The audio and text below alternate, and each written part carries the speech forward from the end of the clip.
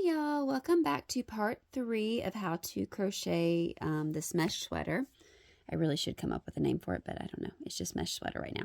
So, part 1, we did the front, and then part 2, I showed you how to do the neck opening and the back. And so now we basically, you should have it where it's even, all except for that last row. So your first row, it should, because your first row that you started off with the sweater, we did double crochet all the way across, and then we've done the meshy where we've done double crochet chain 1, and so it should be even where it's kind of lined up where you just haven't done the last little row there.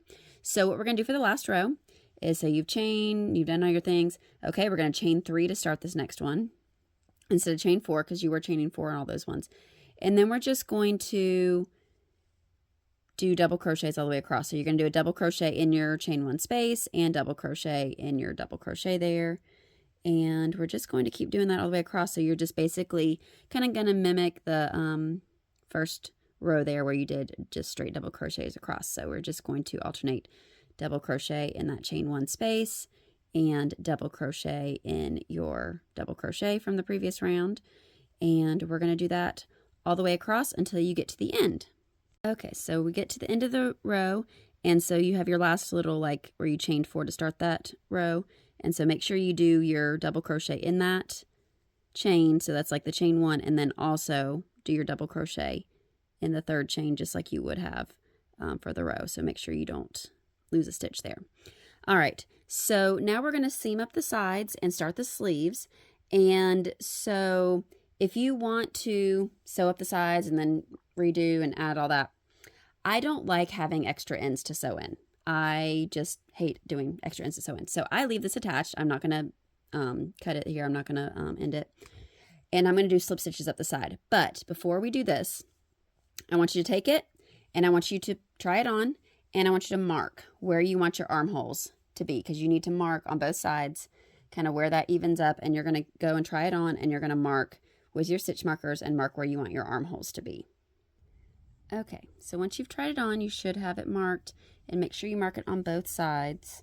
I have it on both there, and I just went ahead and put both layers, like the front and the back, together. So I have my right sides together, and we're going to work on attaching these. And so basically with this, and you want to also make sure, count down your number of like rows so that you have it even on both sides.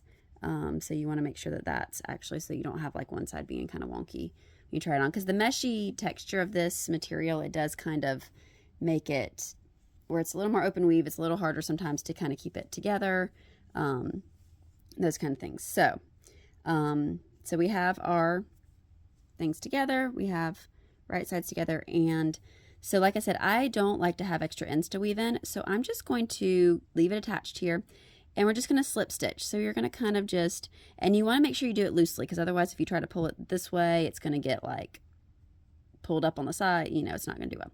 So you want to just kind of go through, and you can kind of just go through both layers, slip stitch, and I like to go through kind of at the top there too, just because you have double crochets there, so you kind of want to do 2, but you can't really do, you can go in the space there, do that, and then I kind of go like right there in that stitch in between there, and we'll slip stitch in there.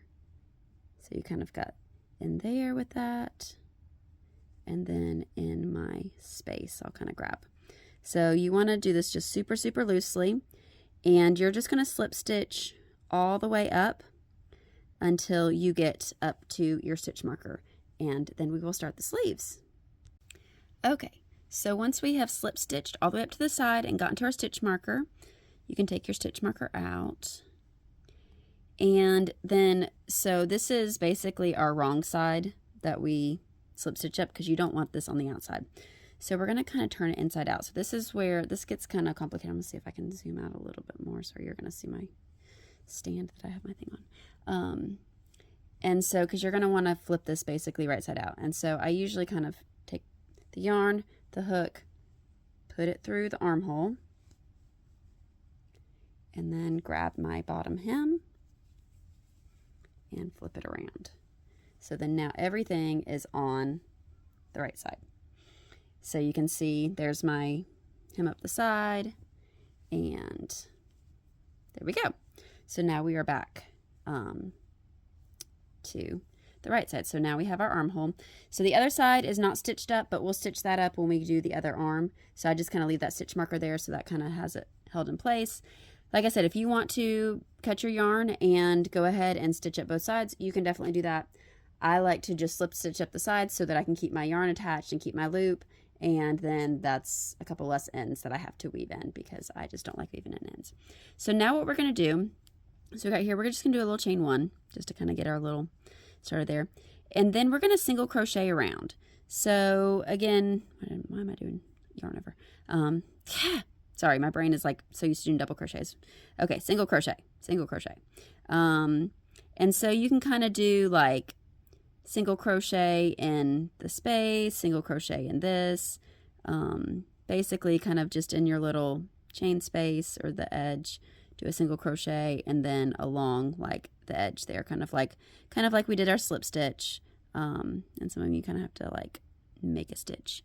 But anyway, we're going to single crochet all the way around, and then once we get back to our armhole there, then we'll actually start the thing there, but just to kind of give us a basis of what we're going to do our sleeve.